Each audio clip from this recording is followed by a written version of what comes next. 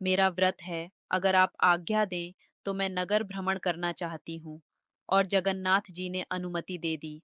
इस बात से अनजान की यह छोटी सी यात्रा निकट भविष्य में एक बड़ा आपदा का कारण बनेगी। देवी लक्ष्मी एक बूढ़ी ब्राह्मण महिला का रूप धारण करके पूरे नगर में अपनी यात्रा शुरू करते हैं। यात्राओं के दौरान वह एक निम्न जाति की चांडाल महिला श्रेया के घर में प्रवेश कर लेते हैं। श्रेया सुबह जल्दी उठकर कमल के फूलों और प्रसाद के साथ देवी लक्ष्मी की पूजा कर रही थी।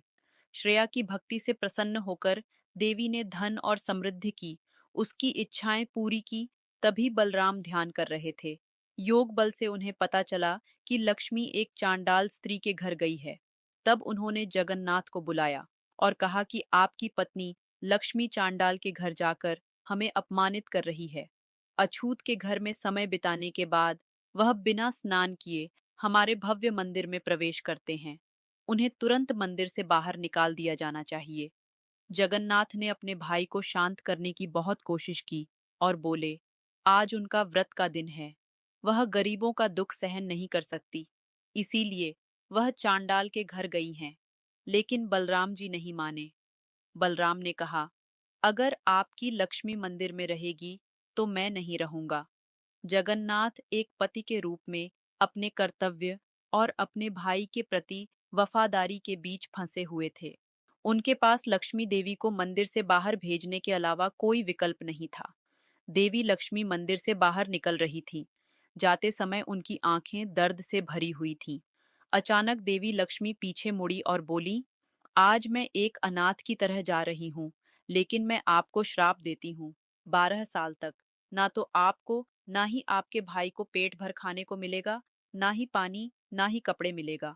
आप भिखारी की तरह भटको ग और जब मैं चांडाल औरत आपको खाना खिलाऊंगी, तभी आप फिर से खाना खा पाओगे। उस समय जगन्नाथ जी को एहसास हुआ कि भगवान होने के बावजूद भी वे अपने कर्मों के फल से बच नहीं पाएंगे। उन्होंने देवी लक्ष्मी को मंदिर से बाहर निकालकर उनके साथ अन्याय किया था और अब उनका श्राप अवश्य फलित होगा।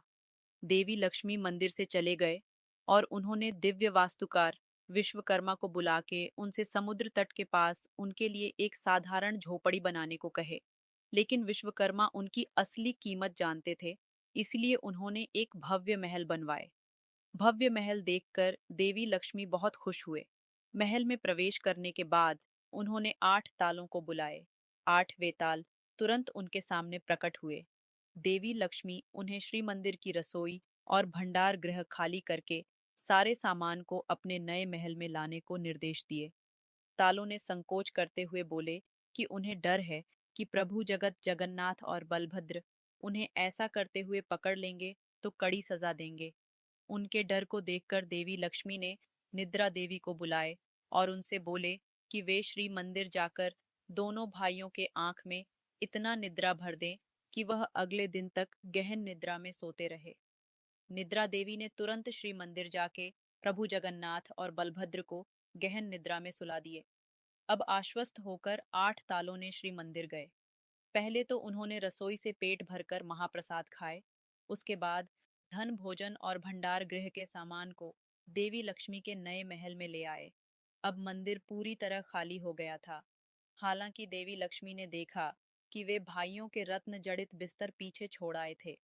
देवी लक्ष्मी ने 8वें वेताल को आदेश दिए कि वे पुनः मंदिर जाएं और दोनों भाइयों को साधारण बिस्तरों पर लिटाकर रत्न जड़ित बिस्तरों को ले आएं।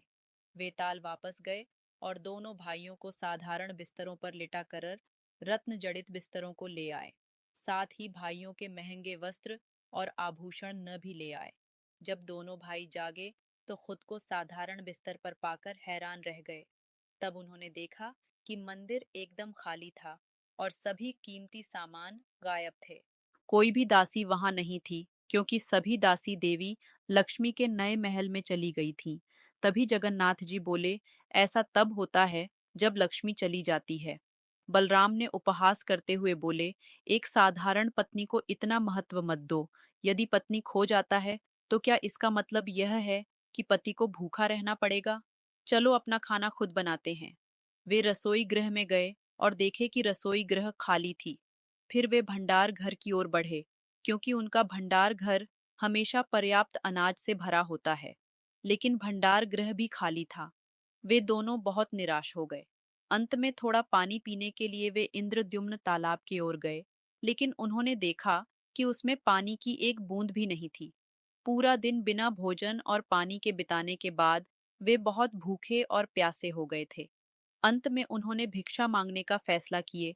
साधारण वस्त्र पहनकर, हाथ में टूटा हुआ छाता लेकर, दोनों भाई अब विनम्र ब्राह्मण भिखारी का वेश धारण करके भव्य श्री मंदिर से निकल पड़े। अपनी भूख और प्यास बुझाने के लिए बेचारे जगन्नाथ और बलराम जी अब घर घर जाकर भीख मांगने लगे।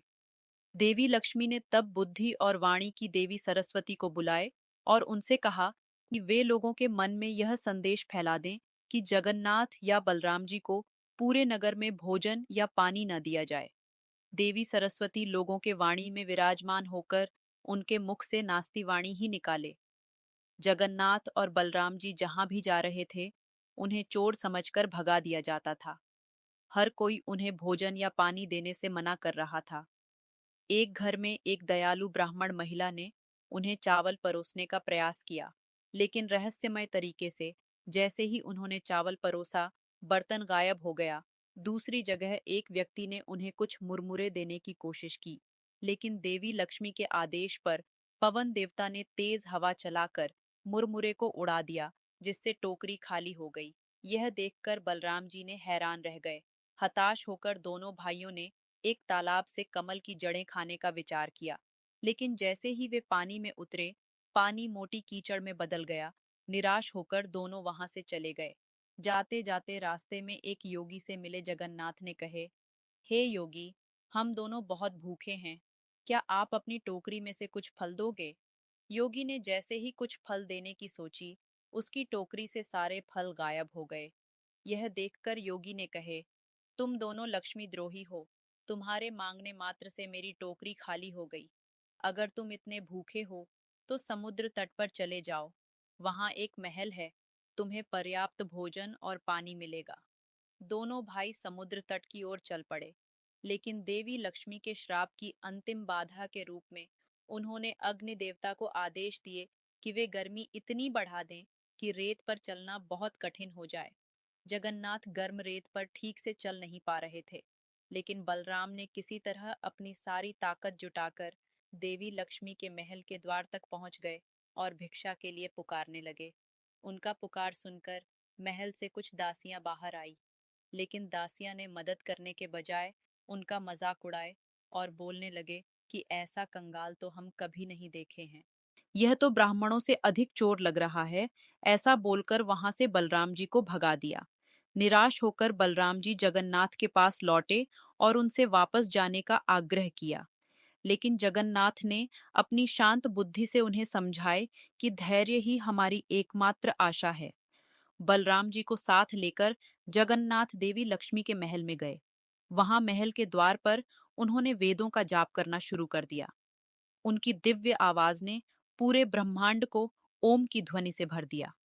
यह दिव्य ध्वनि सुनकर देवी लक्ष्मी भावुक हो गई। भगवान स्वयं मेरे द्वार पर आए हैं। मैं जन्मों जन्मों के पापों से मुक्त हो गई। देवी लक्ष्मी ने अपनी दासियां को दोनों ब्राह्मण भाइयों से पूछने के लिए भेजे कि वे क्या चाहते हैं। दासिया, हम भूखे हैं, कृपया हमें कुछ भोजन दीजिए। जब दासियों ने यह बात देवी लक्ष्मी को बताई, तो लक्ष्मी मुस्कुराई और बोली, उनसे कहो कि यह एक चांडाल स्त्री का घर है। वे ब्राह्मण होकर मेरे हाथ का बना भोजन कैसे खा सकते हैं? लक्ष्मी के संदेश सुनकर भाइयों ने कुछ देर सोचे और उत्तर दिया, हमें बर्तन और खाना पकाने की सामग्री दीजिए। हम अपना भोजन स्वयं बना लेंगे। देवी लक्ष्मी ने दासियों द्वारा उनके लिए बर्तन, चावल, सब्जियां और सामग्री भेजी। लेकिन देवी लक्ष्मी के मन में एक विचार आया, अगर वे खुद खाना बना के खाने में सफल हो गए, तो उन्हें लगेगा कि उन्हें स्त्री की कोई आवश्यकता नहीं है। इसी चिंता को ध्यान में रखते हुए उन्होंने अग्नि देवता को बुलाया और आदेश दिया कि उनकी लकड़ियां मत जलने दो, चाहे वे कितनी भी कोशिश करें, केवल धुआं ही उठना चाहिए। जब दासियां उनके लिए खाना बनाने की सारी सामग्री लेकर आई, तो दोनों भाई उत्सुकता से अपना भोजन बनाने लगे। लेकिन चाहे वे कितनी भी कोशिश कर ले, आग नहीं जली। घना धुआं हवा में फैल गया, जिससे उनकी आंखें जलने लगीं और उनका दम घुटने लगा और उनकी हताशा बढ़ती गई। बलराम ने अपना आप खो दिए। उन्होंने लकड़ी का एक टुकड़ा उठाए और गुस्से में बर्तन पर प्रहार कर दिए, जिससे बर्तन टुकड़े टुकड़े हो गया। भाइयों ने आखिरकार हार मान ली। उन्होंने कहा, भले ही हमारी जाति चली जाए, लेकिन हमें इस चांडाल के घर से भोजन स्वीकार करना होगा। देवी लक्ष्मी ने बड़ी प्रसन्नता के साथ स्वयं उनके लिए एक भव्य भोज तैयार किए और दासिया को भाइयों के साथ अत्यंत सम्मान से व्यवहार करने का निर्देश दिए। स्नान करने के बाद भाइयों को नए कपड़े दिए गए और उनको भोजन के लिए बैठाया गया। जब भोजन परोसा गया, तो उन्होंने अपार कृतज्ञता और खुशी के साथ खाए। उनकी लंबे समय से लगी भूख आखिरकार तृप्त हुई। जब बलराम ने भोजन का स्वाद ले रहे थे, उन्होंने बोले, भोजन का स्वाद तो लक्ष्मी के हाथ से पकाए गए भोजन जैसा लग रहा है। फिर दासिया ने पोड़ पीठा परोसे। जगन्नाथ आश्चर्यचकित हो गए। लक्ष्मी हमेशा मेरे खाने के बाद मुझे पड़पीठा परोसती थी, क्योंकि मुझे पड़पीठा बहुत प्रिय है। ऐसा कैसे हो सकता है कि यहाँ भी वही पोड़ पीठा परोसी जा रही है? भरपूर भोजन के बाद दोनों भाई महल में आराम करने लगे। लक्ष्मी ने अपनी दासिया को पान और एक जिज्ञासु प्रश्न के साथ भेजे। क्या तुम दोनों विवाहित हो? जगन्नाथ ने उत्तर दिए, मेरी पत्नी लक्ष्मी थी, लेकिन मैंने मूर्खता पूर्वक उसे दूर भेज दिया। यही हमारे सारे दुर्भाग्य का कारण है। दासिया ने चालाकी से पूछा, कोई आदमी सिर्फ इसलिए सब कुछ कैसे खो सकता है क्योंकि उसकी पत्नी चली गई? जगन्नाथ ने जानबूझकर मुस्कुराते हुए कहे, कुछ पत्नियां घर में समृद्धि लाती हैं और कुछ ऐसी भी होती हैं जो दुर्भाग्य लाती हैं। लेकिन लक्ष्मी ऐसी थी जो घर को अनंत समृद्धि से भर देती थी। उनके बिना सबसे धनवान आदमी भी भिखारी जैसा महसूस करता है। यह सुनकर बलराम जी को अपनी गलती का एहसास हुआ और उन्होंने जगन्नाथ से कहे, चलो लक्ष्मी को ढूंढकर श्री मंदिर में वापस लाते हैं। जगन्नाथ ने हल्की मुस्कान के साथ उत्तर दिए, कहीं जाने की जरूरत नहीं है, यह लक्ष्मी का ही घर है। बलराम बहुत खुश हुए और जगन्नाथ से कहे कि वे जाकर लक्ष्मी का हाथ पकड़े और उनसे कहे कि यह सब हमारी गलती थी। लक्ष्मी से वादा करें कि वह जहाँ चाहे जा सकती है। हम फिर भी उस पर कोई प्रतिबंध लगाने की कोशिश नहीं करेंगे। जगन्नाथ लक्ष्मी से मिलने के लिए अंदर चले गए। जैसे ही लक्ष्मी ने उन्हें देखे, उनके चेहरे पर एक चमकदार मुस्कान आ गई। भाव विभोर होकर उन्होंने भक्ति भाव से उनके पैर छुए, लेकिन उनकी मुस्कान कठोर हो गई जब उन्होंने बोले, आपने मुझे चांडाल स्त्री कहकर निकाल दिए थे और अब आप यहाँ हो। यहाँ भोजन करके आप और आपके भाई ने अपनी जाति खो दी है। आपकी महानता पर धिक्कार है। अब बताइए, आपको क्या चाहिए? जगन्नाथ ने उत्तर दिए, हमने बहुत कष्ट सह लिया है। अब पूरी दुनिया हमें भिखारी के रूप में देख लिया। इस कथा को पवित्र कथा के रूप में सुनाया जाएगा। जो महिलाएं लक्ष्मी पूजा के दिन इसे पढ़ेंगे, उन्हें समृद्धि और आशीर्वाद मिलेगा। अब कृपया हमारे साथ मंदिर चले। लक्ष्मी बोले, आपको मुझसे एक वादा करना होगा। अब से जातियों के बीच खाने पीने की कोई वर्जना नहीं होनी चाहिए। चांडाल और ब्राह्मण एक दूसरे के हाथ से खाना खा सकेंगे, तभी मैं मंदिर में वापस आऊंगी। जगन्नाथ ने पूरे दिल से सहमति जताई और लक्ष्मी और उनके भाई बलराम के साथ वे भव्य श्री मंदिर में लौट आए। देवताओं ने स्वर्ग से फूलों की वर्षा की और हवा दिव्य संगीत से भर गई।